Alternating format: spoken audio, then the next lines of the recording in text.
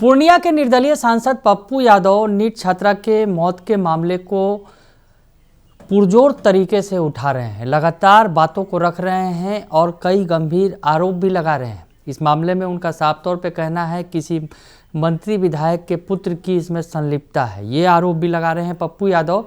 इस बीच पप्पू यादव ने एक और बड़ा धमाका कर दिया है, एक ऑडियो जारी कर दिया है। नमस्कार, दर्श न्यूज़ देख रहे हैं आप, मैं हूं अनुराग। पप्पू यादव ने बड़ा धमाका किया है। नीट छात्रा के मौत मामले में विवाद लगातार बढ़ता ही चला जा रहा है, सरकार लगातार घिरती ही चली जा रही है, एसआईटी पर भी सवाल खड़े होते चले जा रहे हैं। लड़की के पिता ने ही आज आरोप लगाया। दर्श न्यूज़ से बातचीत हुई, इस दौरान लड़की के पिता ने कहा कि एसआईटी बार बार पूछताछ कर उन्हें तंग कर रही है, मामले की लीपापोती की जा रही है। और यही बात जो है सियासी दल भी कह रहे हैं कि एसआईटी के नाम पर लीपापोती की जा रही है, पप्पू यादव भी कह रहे हैं। और अब पप्पू यादव ने एक ऑडियो जारी कर दिया है। पप्पू यादव ने ऑडियो जारी किया है जिसमें एक पूर्व वार्डन ने बहुत सारे खुलासे किए हैं, कई बड़े बड़े खुलासे किए हैं। तो पप्पू यादव ने वो ऑडियो जारी किया है, आपको हम सुनवाते हैं। दरअसल पप्पू यादव ने एक टोल फ्री नंबर जारी किया है। उस टोल फ्री नंबर पर उनसे लोग लगातार बातचीत कर रहे हैं जो पीड़ित हैं या फिर कहीं दूसरे जगह हॉस्टल की जो वार्डन है या फिर कोई छात्रा है, वो उनसे बातचीत कर रही है। तो पप्पू यादव ने ये ऑडियो जारी किया है, तो वो ऑडियो आपको सबसे पहले सुनवाते हैं। एक पूर्व वार्डन है जो पप्पू यादव को बता रही है कि हॉस्टल में क्या क्या होता है, तो आप सुनिए ऑडियो। कौन सा हॉस्टल है बताइए नाम को, अब आप आंखों देखी चीज बताइए। बाबू बोलिए। जी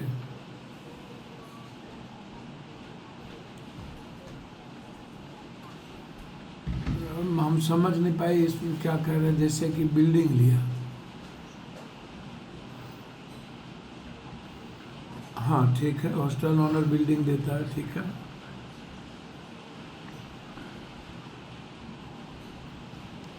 ठीक है जी। तो उसमें करता है क्या, किसी फैमिली को लगा देता है जी। तो उसमें तो फैमिली, जब अगर हम रहते हैं तो मेरा फैमिली है तो कोई भी आना जाना कर सकता है। मान लीजिए कि मेरा परिवार अच्छा है जी और मेरे फैमिली में जो भी मेंबर आ रहे हैं वो सबका नियत तो अच्छा ही नहीं होता है। बिल्कुल बिल्कुल। तो ऐसे करके भी वहाँ धंधा चलाया जाता है। जैसे इसमें क्या,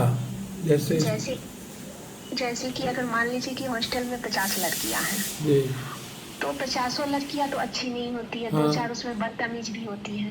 होगी, हो सकती तो है। तो वो 2-4 नजर रखता है और फिर ऐसे बच्चियों को टारगेट पे लिया जाता है जो 10th करके पटना में आती है। जी ठीक है। जो 10वीं करके गांव से जो पटना में आती है जी बेटा, वो उसको जल्दी लोग झांसे में लेते हैं, क्योंकि पहली बात वो नादान रहती है, दूसरी बात उसके पास समझ नहीं होता है। तो वो लोग जल्दी से वैसे लोगों के लपेटे में आती है। जो थोड़ी मैच्योर हो जाती है, वो समझदार हो जाती है, तो वो लोग उतना नहीं फंसती है। और ये भी बच्ची इसी तरह की, इसी एज की थी। बिल्कुल बिल्कुल। तो जो हॉस्टल के बारे में बोल रहे हैं वो हॉस्टल कौन सा इलाका है? सर मुन्नाचक का ही हॉस्टल है और हॉस्टल के सारे ऑनर को गोल वगैरह जो इंस्टीट्यूट है उससे वो लोग कांटेक्ट में रहते हैं। और जैसे ही लड़कियां वहाँ एडमिशन लेती हैं वैसे ही हॉस्टल ऑनर को वो लोग फोन करते हैं कि उसके पेरेंट्स आए हैं, उसके माँ बाप आए हैं, बच्चा आया है, एडमिशन लिया है, आप आइए और अपने अपने हॉस्टल के लिए उसको कन्विंस कीजिए और ले जाइए लड़की। ये फोन करता है गोल से? जी सर, कि ताकि क्योंकि गोल को भी कुछ कमीशन दिया जाता है उसके स्टाफ को। गोल इंस्टीट्यूट को नहीं सर, जो स्टाफ जो एडमिशन के लिए जाते हैं तो कहीं भी रजिस्ट्रेशन से पहले स्टाफ से बात करते हैं। समझ गया। हाँ, तो स्टाफ ऑनर को कॉल कर देता है, हॉस्टल के ऑनर को। और जो हॉस्टल के ऑनर अच्छा स्टाफ को रिश्वत दे देगा उसको ज्यादा ही कॉल आएगा। अच्छा। तो ये सब सिचुएशन होता है सर पटना के हॉस्टल में। तो मेरा कहने का मतलब है कि पत्रकार लोग जो बाहर से सीन दिखा रहे हैं हॉस्टल में, तो किसी का बाप पिता को भाई को अंदर जाने का परमिशन नहीं, उसके माँ को अंदर जाने का परमिशन है, ठीक है मानते हैं। किसी जेंट्स पत्रकार को अंदर हॉस्टल के अंदर जाने का परमिशन नहीं, मगर लेडीज पत्रकार को तो अंदर जाने का परमिशन है। आप अंदर जा करके इंक्वायरी कीजिए ना, अंदर से हॉस्टल का सीन दिखाइए कि कोई रेंटर क्यों रह रहा है, मकान मालिक क्यों रह रहा है उसके अंदर, ऊपर में मकान मालिक भी रहता है, उसके यहाँ भी रिलेशन आते हैं, उसके यहाँ भी सर रहते हैं। जब ओनली फॉर गर्ल्स है तो गर्ल्स ही रखो ना, आप अदर बाई को क्यों रख रहे हो? किसका नियत कब खराब होगा वो कोई ठिकाना नहीं है। नहीं बिल्कुल बिल्कुल, वो बात मैंने आज कही भी है कि जी सर, कि गर्ल्स हॉस्टल में जेंट्स कैसे जा सकता है। और कह देते हैं कि ये जेंट्स मतलब उसमें रूम फ्लैट में दिए हुए किसी रेंटर को, तो उसमें तो सबका जाना है, परमिशन है, अलाउ है। नीचे में ऐसे भी बहुत जगह है हॉस्टल में जहाँ ऊपर हॉस्टल चलता है, ग्राउंड फ्लोर पर नीचे लोग बिजनेस करते हैं और वहाँ 10 लोग जाके जेंट्स लोग बैठता है, वही इंटेंस है, लड़कियों का आने जाने का रास्ता है। तो 10 लोग अगर बिजनेस नीचे में कर रहे हैं, वहाँ पे कोई बिजनेस प्रॉपर्टी कोई डाला हुआ है, तो 10 कस्टमर उस बिजनेस के लिए, उस सारी चीज को देखने के लिए तो आते ही आते हैं, और लड़कियों का आना जाना वही रास्ता है। बिल्कुल बिल्कुल बिल्कुल, उसमें किसकी नियत क्या है वो कोई नहीं जानता है। बिल्कुल बेटा बिल्कुल। तो सर इन सब बातों को खोलिए, उजागर कीजिए और पत्रकार से रिक्वेस्ट कीजिए कि हम लोग तो सर नहीं पहुंच सकते, इतना गरीब आदमी है, आप तो पहुंच सकते हैं। पत्रकार लोगों के बारे में क्या बोले, समझ में नहीं आता। अंदर का सीन बोलिए, दिखाने सर, क्योंकि मैं भी 1-2 महीने हॉस्टल में काम की थी वार्डन का, और जब मैं डिसिप्लिन सर जब टाइट की ऑनर के विरुद्ध जा करके, तो लड़की लोग भी, जो 2-4 लड़कियां थी जो बदतमीज, वो लोग मुझे बहुत परेशान किए, और ऑनर भी साफ साफ तौर पे बोले कि अगर हम लड़की को फ्रीडम नहीं देंगे, रात भर अगर कहीं आती जाती है उसको इग्नोर करके छूट नहीं देंगे, और हम थोड़ा सा आंख नहीं दाबेंगे, अगर कोई बदतमीजी भी करता है तो उसको समझा बुझा करके, तो ये मेरा धंधा है, नहीं चलेगा। तो मैंने ये काम छोड़ दिया, मैंने बोला कि सॉरी मैं ये काम नहीं कर सकती हूँ, क्योंकि मैं तो डिसिप्लिन से ही चलूँगी, क्योंकि उस हॉस्टल में ना रजिस्टर सही से मेंटेन होता था, ना लड़कियों पर कोई कड़ी स्टिक किया जाता था, लड़की कहाँ आती जाती है उसका कोई खोज खबर नहीं, रात भर गायब रहती है ना। जी सर, अगर कोई लड़कियां किसी कहीं पे रिलेशन है, कुछ भी है, या फिर ऑनर के थ्रू ही, तो रात भर वो जो चुप रह सकती है, जो गार्जियन को बता नहीं सकती, बोल नहीं सकती है, वैसे लड़कियां रात भर भी हॉस्टल से गायब रहती है। यहाँ रजिस्टर मेंटेन रहता है, सब चीज़ रहता है, और ऑनर भी हाँ में हाँ करते हैं वो अपना बिजनेस चलाने के लिए, और लड़कियों को पैसा चाहिए तो वो भी हाँ में हाँ मिलाते हैं। हमको थोड़ी एक मदद आप करेंगे? जी सर बोलिए। ये अगर हो सकेगा तो जरूर करेंगे सर हम। कोई प्रूफ कुछ दे सकते हैं? सर मैंने तो बहुत पहले काम छोड़ दिया है, तो अभी मैं प्रूफ इसका नहीं ला सकती हूँ सर, क्योंकि सारे हॉस्टल अलर्ट हो चुके हैं। तो मुझे अंदर नहीं आने जाने दिया जाएगा सर, क्योंकि जानते हैं हॉस्टल का ऑनर, अगर किसी भी हॉस्टल में उसका जा करके मैं करूँगी तो ऑनर जानती है कि ये बहुत स्ट्रिक्ट है। कहीं एक जगह रहिए ना आप, एक बार मेरे लिए बच्ची को बचाने के लिए। सर अभी तो मैं फिलहाल नहीं कर सकती, मगर अगर मामला शांत होगा तो मैं कोशिश करूंगी कि अगर वैसा हॉस्टल कहीं है तो मैं इन्फॉर्मेशन कर सकती हूँ। ठीक है। दूसरी बात, हमको एक बात बताइए जी, ये जो बच्ची जाती हैं तो इनको ले कौन जाता है? सर बच्ची कभी कभी खुद से भी जाती है और कभी कभी ऑनर थ्रू भी जाती है। ऑनर के थ्रू? तो ले कोई तो गाड़ी आता होगा, कहाँ ले जाती है लोग? सर जो ज़्यादा होशियार होते हैं, जो ज़्यादा इन सब चीज़ों से बचते हैं, वो तो दूर से उठाते हैं सर, सामने अपने हॉस्टल से नहीं उठाते हैं कभी भी। अच्छा जी सर।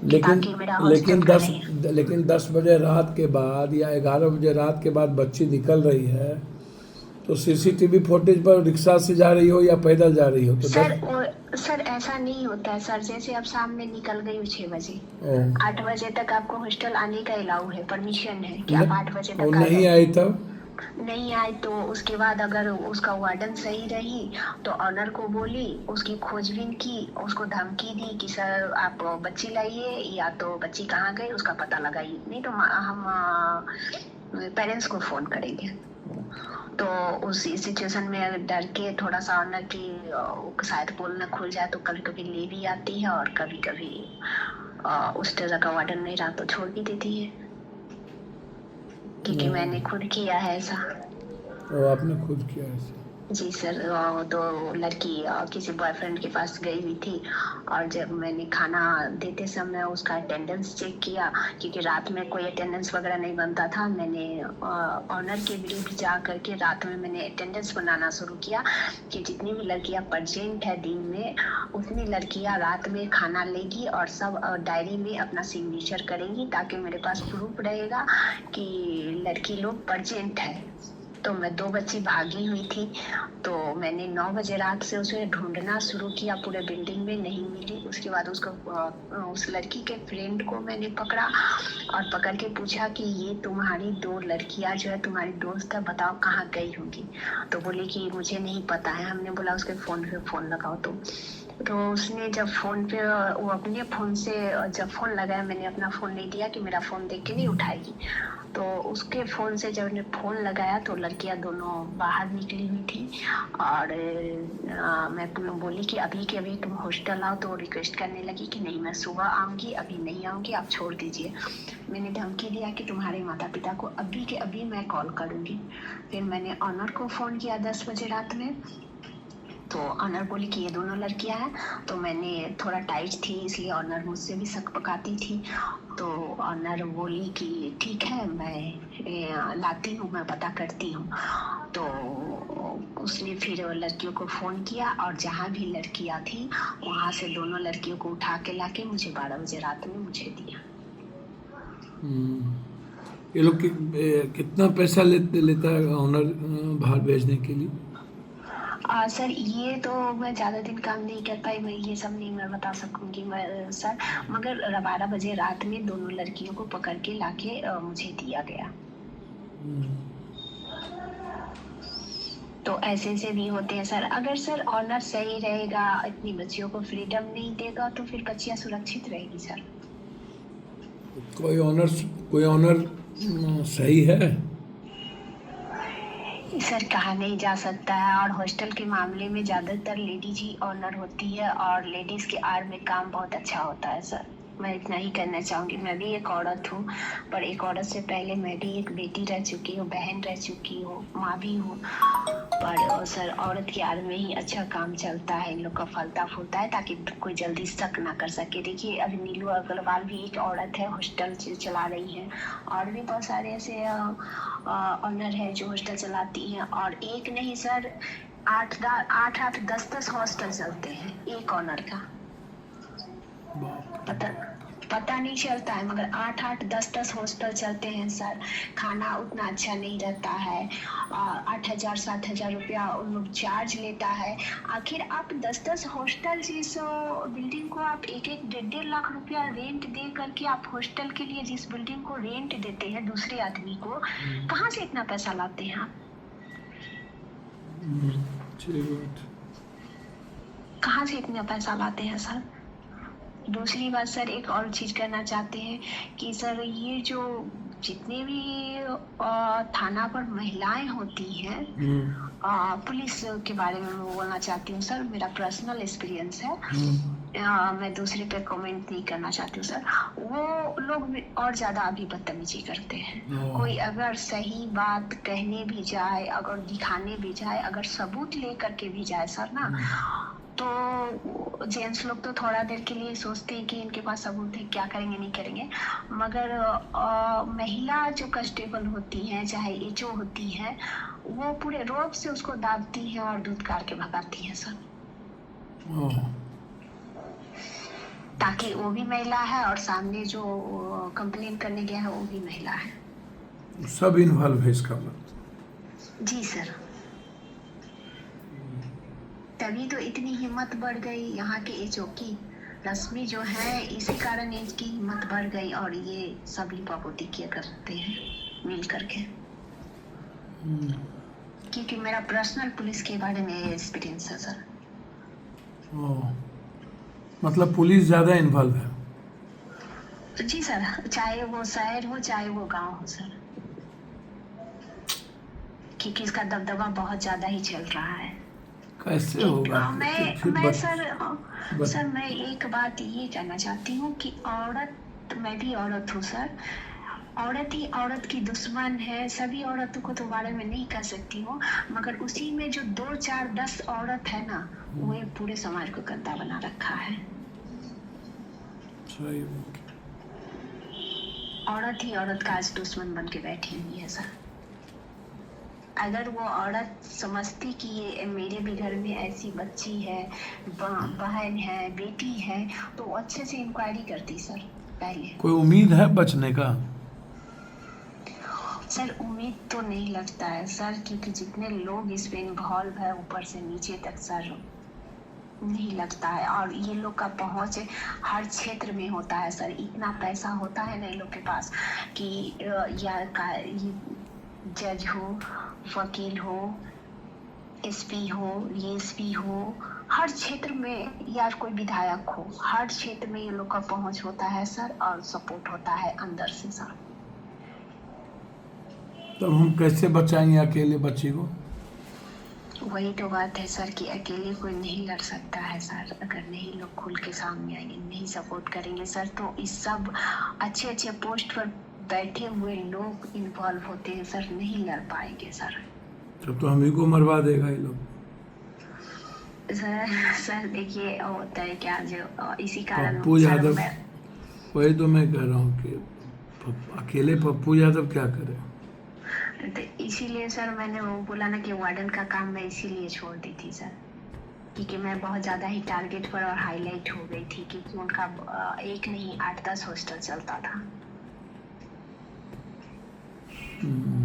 आपकी बात को ही हम स्पष्ट हूबहू रखेंगे अपने फेसबुक, आप चिंता मत। आपका नाम नहीं कहीं रहेगा, आवाज़ रहेगा फेसबुक हूबहू, ताकि समाज इसको समझे, एक माँ के दर्द को, एक बेटी के दर्द को, एक बहन के फीलिंग को समझे। जी सर बिल्कुल सर, उम्मीद तो यही है सर, और भविष्य में आपसे मुझे मदद चाहिए सर। जो मदद होगी सब करेंगे। ये नंबर आपके पास है, वो भी नंबर है जो बेटी है, ये नंबर कभी भी गुप्त में मैसेज हो तो इस पर आप फोन कर सकते हैं। जी सर, आपका बहुत बहुत धन्यवाद सर, क्योंकि मैं भी एक बहुत ही बड़ी समस्या से जूझ रही हूँ सर। अपनी लड़ाई 10 साल से अकेले लड़ रही हूँ सर।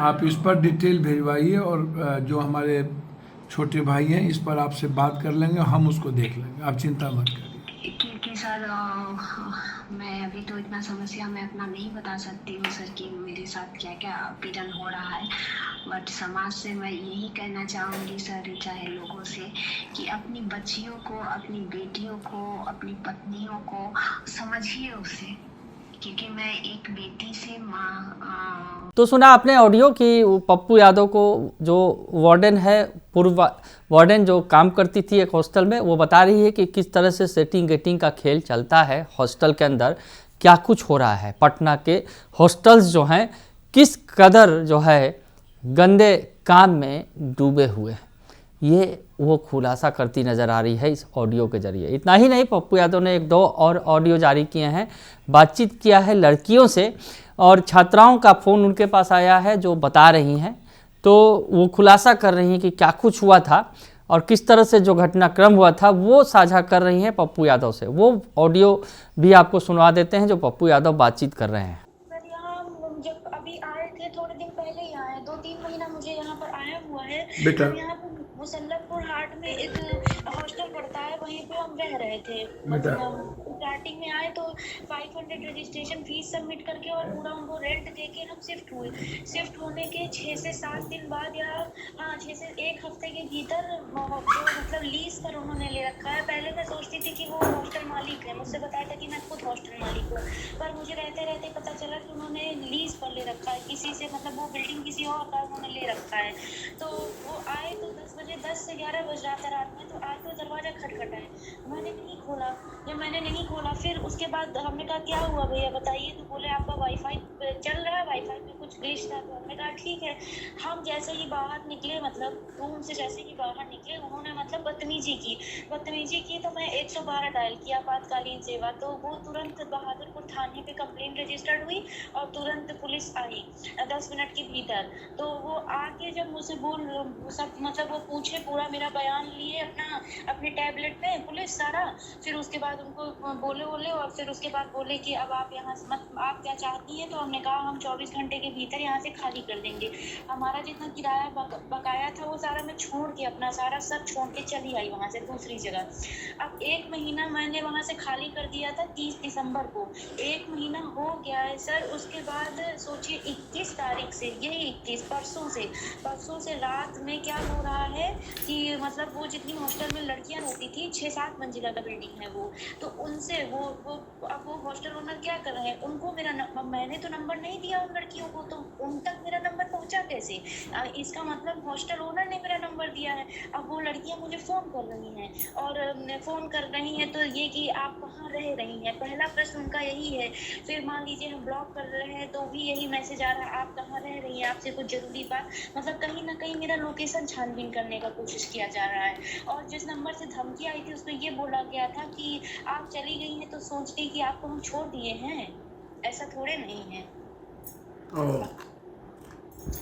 हॉस्टल का नाम क्या है? Shri Saraswati girls hostel. Shri Saraswati girls hostel.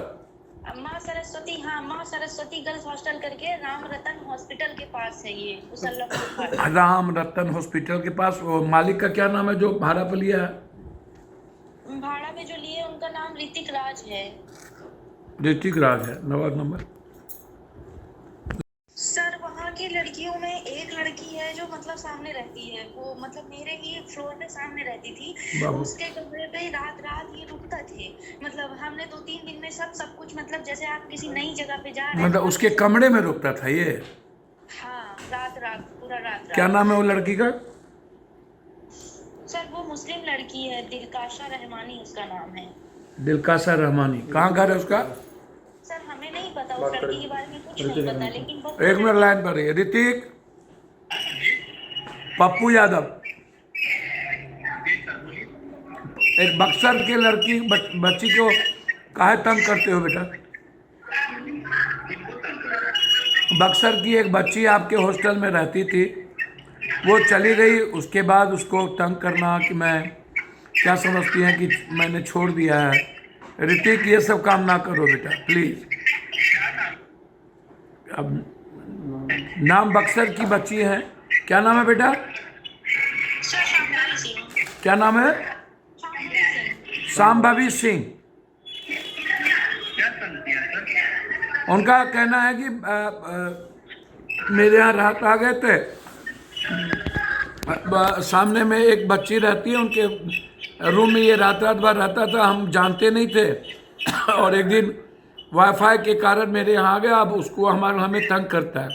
तो बाबू आज के बाद ऐसा कुछ मत कीजिएगा, अन्यथा मैं अभी तुरंत एसपी को आपका नंबर भेज दूंगा। सर मेरा हम्बल रिक्वेस्ट, एक बार मेरा बात दूसरी लड़कियों से मुझे धमकी जो दिलवाई जा रही है ये मत करें। ये दूसरी लड़की से आप धमकी दिलवाते हो वो मत करना बेटा प्लीज।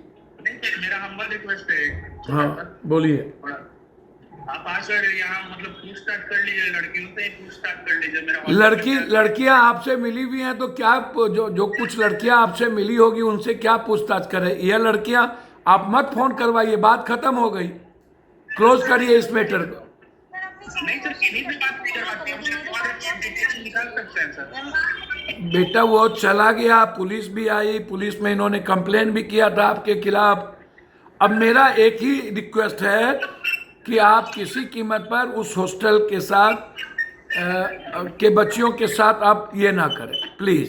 नहीं सर कभी नहीं करता है सर। आप ये तो बोल रहे हैं कि आप एक बार बिहेवियर हॉस्टल में आकर मैंने क्या कहा आपसे?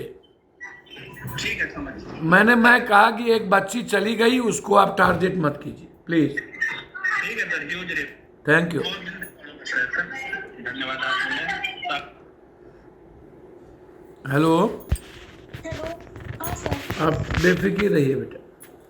वो यही अनुरोध है आपसे कि मुझे बस फोन कॉल मैसेज करके परेशान न किया जाए। आप जैसे आएगा इस नंबर पर आप मैसेज कर दीजिएगा, उनका फ़ोन टेप कर लीजिएगा। ठीक है सर, ओके। थैंक यू बेटा, प्रणाम। ठीक है, प्रणाम। तो वो भी आपने सुन लिया। इसमें भी जो बातें कहती लड़की नज़र आ रही है, छात्रा बता रही है कि किस तरह से उसके साथ जो घटना घटी है उसका वो जिक्र करती नज़र आ रही है। पहचान नहीं बताया गया है, लेकिन जो बातें हैं वो सामने आ रही है लगातार कि पटना में गर्ल्स हॉस्टल के नाम पर कौन सा गंदा खेल चल रहा है वो खुलकर सामने आ रहा है पप्पू यादव के इस ऑडियो से। बने रहिए दर्श न्यूज के साथ, तमाम खबरों से आपको अपडेट रखेंगे। फिलहाल के लिए इतना ही, धन्यवाद।